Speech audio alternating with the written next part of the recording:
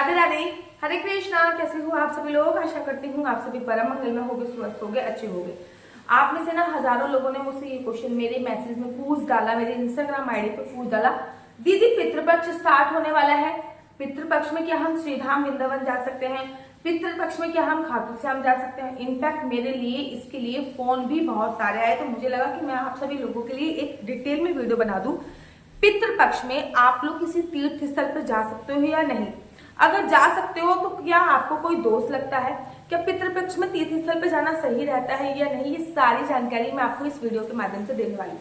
सबसे पहले आप सभी लोगों को पता है कि 17 तारीख को पूर्णमासी है, 18 तारीख को स्नान दान की पूर्णमासी है और 18 तारीख से ही पितृपक्ष जो है वो प्रारंभ माना जाएगा। देखिए 18 तारीख को वो जो 17 तारीख को है वो गणेश विसर्जन भी है, श्राद्ध भी, पूर्णमासी भी है, श्राद्ध भी इसी दिन से स्टार्ट होते हैं।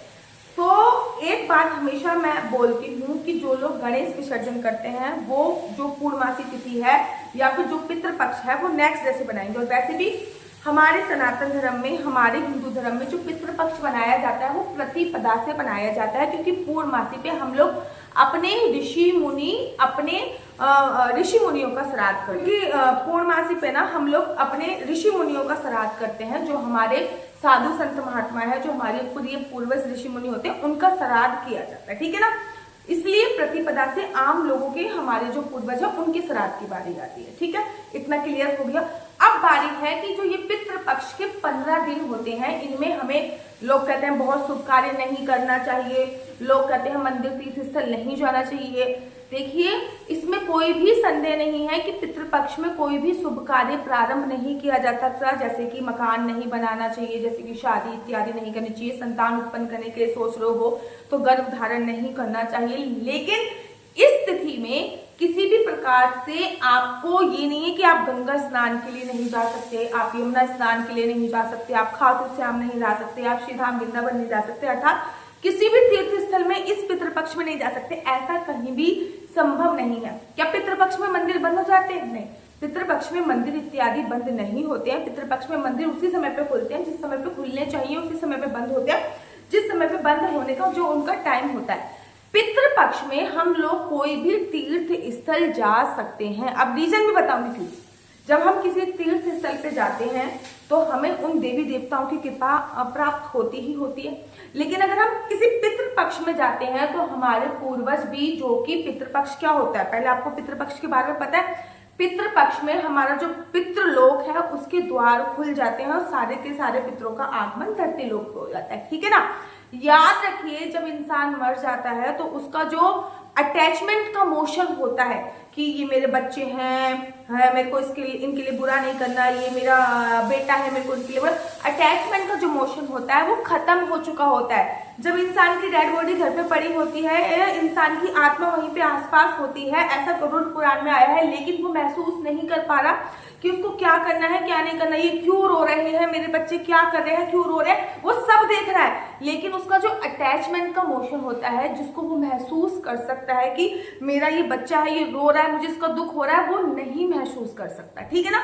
इसी प्रकार से पितृपक्ष में श्राद्ध करने के लिए बोली जाती है, क्योंकि जब हमारा पितृलोक खुलता है तो पितृलोक में जो पितृपक्ष में जो हमारे पितृ होते हैं वो धरती लोक पर आते हैं, इसी कामना से आते हैं कि हमारे बच्चों ने हमारे लिए कुछ निकाला होगा, हमारे अपनों ने हमें पितरों का तर्पण करेंगे, इसी कामना से आते हैं। और जब उनको ये उनका पितृ तर्पण मिलता है तो वो खुश होके जाते हैं, और अगर उनको पितृ तर्पण नहीं मिलता तो ये सही बात है कि वो नेगेटिव वाइब्स छोड़ के जाते हैं, जिससे पितृदोष उत्पन्न होता है। समझ में आई आपको मेरी बात? अगर इसमें डिटेल में वीडियो चाहते हो तो इसमें भी मैं डिटेल में वीडियो बनाऊंगी। फिलहाल आज की वीडियो तो है कि हमको तीर्थ स्थलों पर जाना चाहिए या नहीं।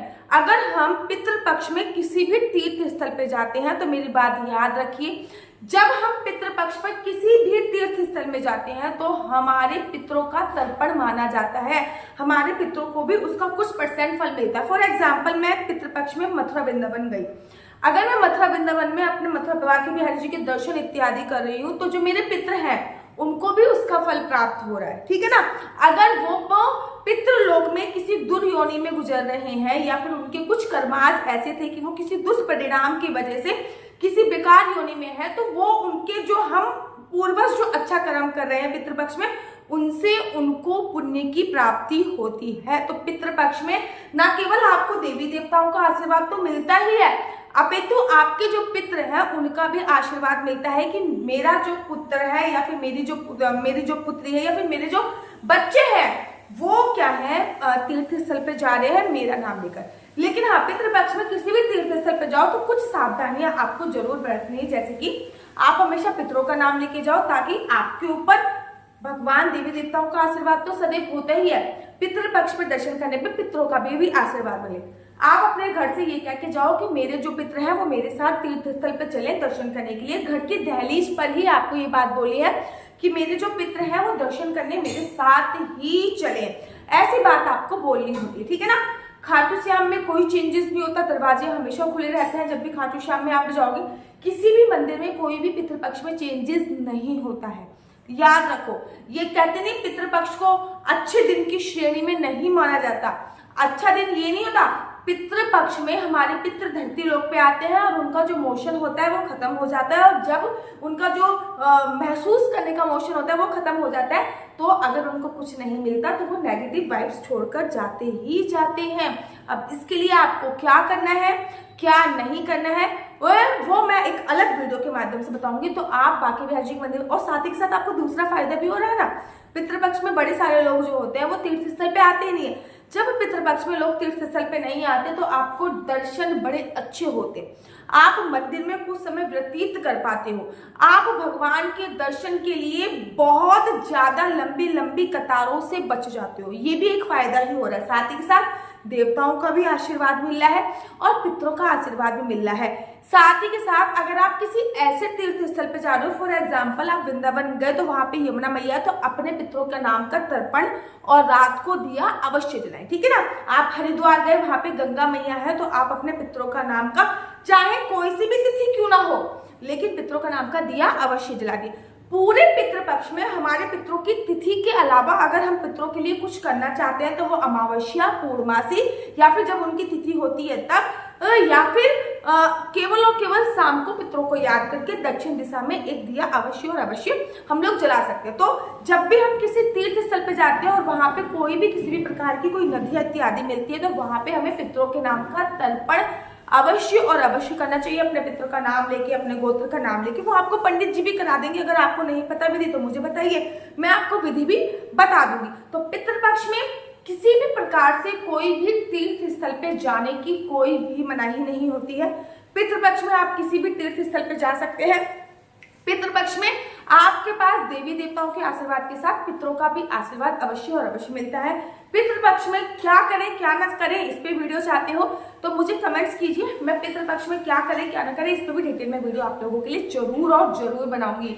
और अगर आपको मेरे से अपनी कुंडली दिखवानी है कि आपका बच्चा जॉब करेगा या बिजनेस करेगा, जॉब करेगा तो किस फील्ड में जॉब करेगा, बिजनेस करेगा तो किस चीज का बिजनेस करेगा, आपके हस्बैंड का काम नहीं चल रहा, किसी ने काम बांध रखा है, या फिर आपके हस्बैंड को किस प्रकार का कार्य करना चाहिए जिसमें उनको सफलता प्राप्त होगी, आपकी कुंडली में कोई राजयोग है या नहीं है, आपके हस्बैंड वाइफ में आपस में नहीं बनती, क्या आपकी कुंडली में कोई डिवोर्स का केस है या नहीं है, ये सारी जानकारी मैं आपको कुंडली के माध्यम से प्राप्त जानकारी मैं आपको कुंडली के माध्यम से देती हूँ। लेकिन कुंडली दिखाना बिल्कुल भी फ्री नहीं है, कुंडली दिखाने के थोड़े से चार्ज होते हैं। और कृपया इस नंबर पर मुझे केवल और केवल कुंडली के लिए ही फोन कीजिए, कोई भी क्वेश्चन आंसर मेरे इस नंबर पर कृपया करके मत पूछिए। और अगर आपको मेरी वीडियो अच्छी लगती है, नंबर एक बार दोबारा से रिपीट कर देती हूँ और उसके बाद मैं आपको नीचे नंबर मेंशन भी कर दूंगी। मेरा नंबर है 492-20-25-65। मैं दोबारा से रिपीट करती हूँ, 492-20-25-65।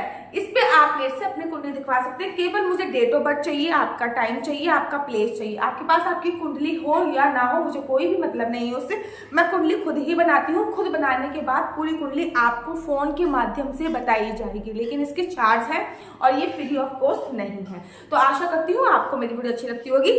अगर आपको मेरी वीडियो अच्छी लगती है तो आप अपना यूट्यूब चैनल हरि बोल को लाइक से सब्सक्राइब करना बिल्कुल भी मत भूलिए। तब तक मुझे दीजिए इजाजत। राधे राधे, हरे कृष्णा, हरि बोल।